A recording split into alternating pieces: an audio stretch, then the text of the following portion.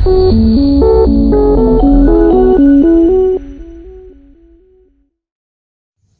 दिनांक पुआरिया में कृषि की आत्मा परियोजना द्वारा प्राकृतिक खेती पर दिया गया प्रशिक्षण।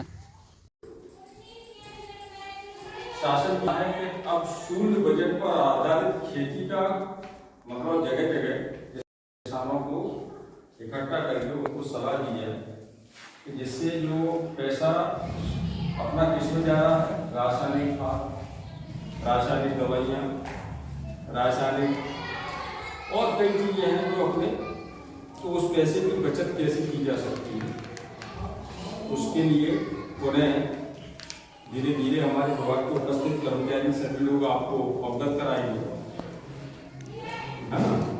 इसलिए अपन लोग आज इकट्ठे हुए हैं।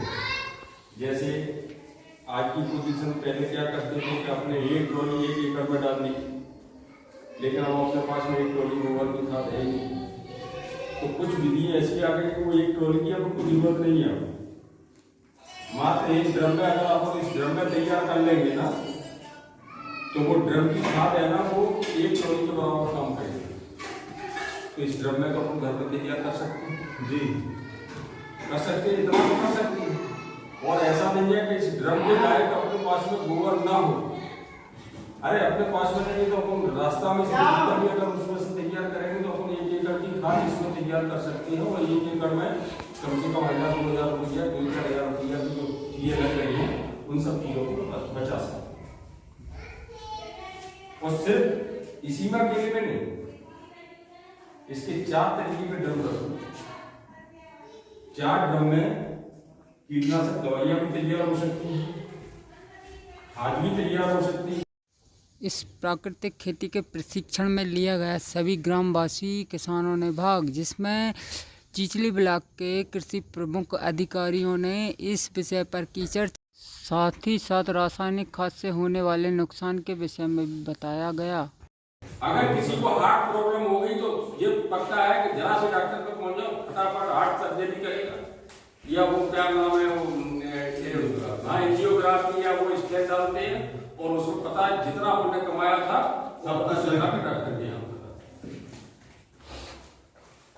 हार्ट, बीपी और शुगर की बीमारी भी अब तो ऐसे घुस गई है क्योंकि आप वही मूत्र ले रहा है, बताओ देसी गाय का ही मूत्र ले रहा है। 10 किलो क्या लेना है उनको, गोबर लेना है।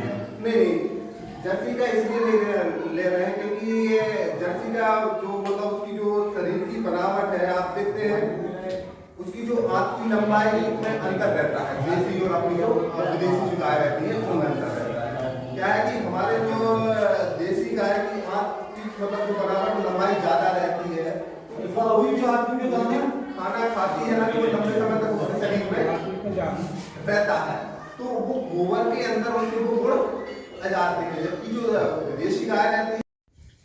चिचली ब्लॉक के अंतर्गत कार्यरत बीटीएम सर राजेश साहू जी द्वारा जो देसी और विदेशी गाय में अंतर है उसके विषय में भी बताया गया।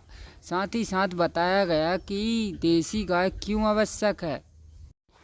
देसी गाय के 1 ग्राम गोबर में 36 करोड़ सूक्ष्म तत्व पाए जाते हैं, और विदेशी गाय जो होती है उसकी मात्रा, जो सूक्ष्म तत्व की मात्रा है वो कुछ कम होती है। इसलिए जो आत्मा परियोजना है या फिर जो प्राकृतिक खेती है उसको देसी गाय के ऊपर ही करना सही रहेगा। इस विषय में सभी लोगों ने चर्चा की।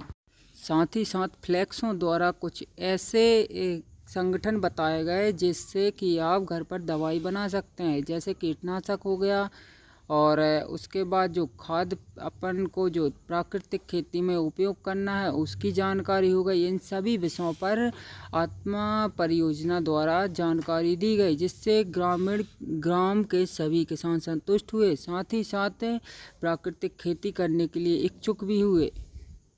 साथ ही साथ किसान को आश्वासन भी दिया गया, अगर इस विषय में कोई और अन्य जानकारी या योजना आती है उसका लाभ किसान को दिलाया जाएगा, जिसमें जो किसान करेगा वो है प्रमुख रहेगा।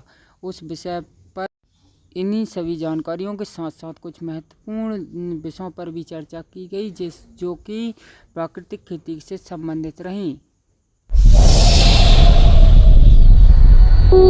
है।